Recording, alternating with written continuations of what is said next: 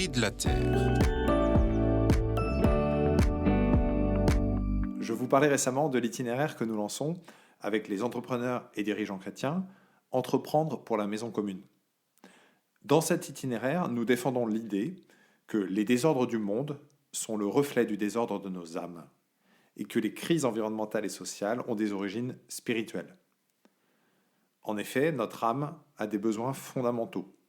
Et si ces besoins ne sont pas assouvis, naît alors une inquiétude spirituelle qui cherche une compensation dans la surconsommation d'écrans, de biens ou de services, sans jamais y parvenir, et à l'origine des désordres du monde. Dans cette quête de rééquilibrage spirituel, les entreprises ont un rôle clé à jouer. Elles ne sont pas uniquement des lieux de production ou de profit, mais aussi des espaces où les besoins fondamentaux de l'âme peuvent s'exprimer et être nourris. Tout d'abord à travers le sens donné au travail.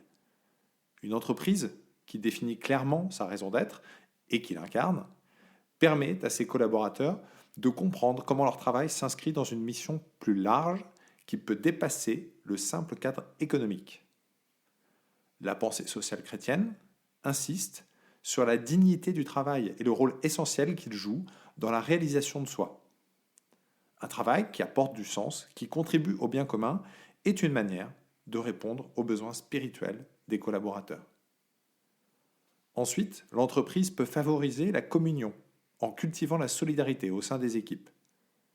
Dans l'entreprise, ça se traduit par la création d'une véritable communauté de travail, où les salariés ne sont pas simplement des collaborateurs isolés, mais des membres d'une équipe qui partagent, s'entraident et grandissent ensemble.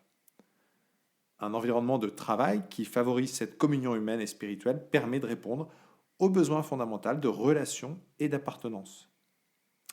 De plus, la solidarité se manifeste aussi dans la manière dont l'entreprise traite les plus fragiles, en prenant soin de tous ses membres, notamment les plus vulnérables. Enfin, l'entreprise peut être un lieu de don où le don de soi trouve sa place. Permettre aux salariés d'exercer leur générosité, à la fois au sein de l'entreprise et dans des actions extérieures, est une façon de répondre à ce besoin essentiel de don.